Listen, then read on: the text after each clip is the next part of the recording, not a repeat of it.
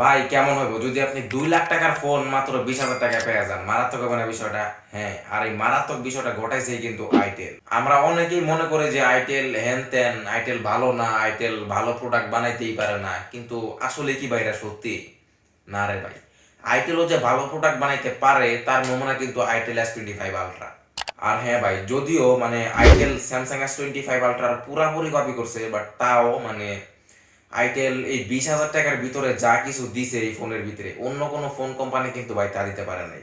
আর ভাই এই ফোনের আরেকটা ইন্টারেস্টিং বিষয় হইতাছে, মানে আপনি যখন এই ফোনটা নিয়ে বাইরে বাইর হইবেন, মানে যখন আপনি রাস্তায় বাইর হইবেন, মানে এই ফোনটা দেখে কেউ বুঝতেই পারবো না যে এটা আইটেলের একটা ফোন। মানে সবাই খালি ভাববো যে এটা স্যামসাং S25 আলট্রা, মানে 2 লাখ টাকার ফোন।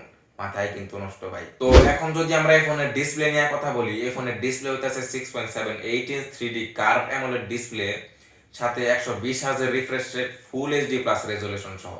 মানে ভাই আপনি ভাবতে পারেন যে 20,000 টাকার ভিতরে ওরা একটা প্যাকেজ ধরাই দিছে ভাই, মানে মারাত্মক একটা প্যাকেজ ভাই।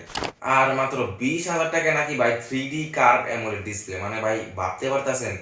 মানে 20,000 টাকায় 3D কার্ভ অ্যামোলেড ডিসপ্লে, তারপরে আবার 120 হার্জের refresh rate, full HD plus resolution, মানে কে দেয় ভাই এত?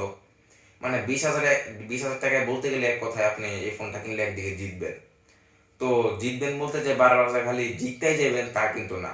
মানে একদিকে বেশি দিছে দেখে যে ওরা সব দিকে বেশি দিব ওটা ভাবলে কিন্তু ভাই চলবো না। হয়তো একদিকে বেশি দিছে, আবার অন্যদিকে হয়তো কমও দিতে পারে। এই ফোনের রেয়ারে আছে 50 মেগাপিক্সেলের মেইন শুটার, সাথে আছে 2 মেগাপিক্সেলের ম্যাক্রো লেন্স, আর ফ্রন্ট ক্যামেরা হইলো 32 মেগাপিক্সেলের, জোস লেভেলের ছবি তুলতে পারে ভাই। বাট লো লাইটে একটু সমস্যা করে, এমনি সবকিছু ঠিকঠাক। আর এই ফোনে ইউজ করা হয়েছে ইউনিসক T620 চিপসেট, সাথে 8 জিবি র্যাম। মানে আপনি যদি হালকা পাতলা সাধারণভাবে ইউজ করেন তাহলে মোটামুটি মানে ভালো মানের একটা পারফরমেন্স পাইবেন। আর যদি না, যে আপনি হার্ড গেমিং করবেন বা রাফ ইউজ করবেন, তাইলে ভাই এদিকে একটু কমতি আছে। আর 20,000 টাকা বাজেটে ভাই এত কিছুর ভিতরে এইদিকে একটু কমতি তো ভাই অবশ্যই থাকারই কথা। ফোনটাতে থাকতে চলে অ্যান্ড্রয়েড 14, আইটেল ওএস 14.5 চলে, আর ভবিষ্যতে অ্যান্ড্রয়েড 15 আপডেট যোগ্য। আর এই ফোনে বড় সড়ো একটা ব্যাটারি দেওয়া হয়েছে, 5,000 mAh একটা ব্যাটারি। তো আপনি যদি হালকা পাতলা গেমিংও করেন তাও কোনো প্রবলেম নাই, দিনে একবার চার্জ করলেও চলবো। সাথে আছে 18 ওয়াটের ফাস্ট চার্জার। মানে ভাই ব্যাটারি হয়ে গেছে 5,000 mAh ব্যাটারি, আর চার্জার হয়ে গেছে 18 ওয়াটের। তো দেখা গেছে আপনি যদি চার্জ করেন তাহলে একটু একটু সময় লাগতে পারে। ওই যে বলছিলাম যে একদিকে হয়তো কম দিব আর আরেকদিকে বেশি, হয়তো এইদিকে কম দিছে।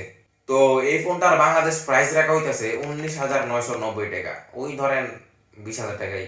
তো সব শেষে এই ফোনটা তাদের জন্য যারা প্রিমিয়াম ডিজাইন, উন্নত ডিসপ্লে এবং সাশ্রয়ী দামের ভিতরে খুঁজতেছেন তাদের জন্য।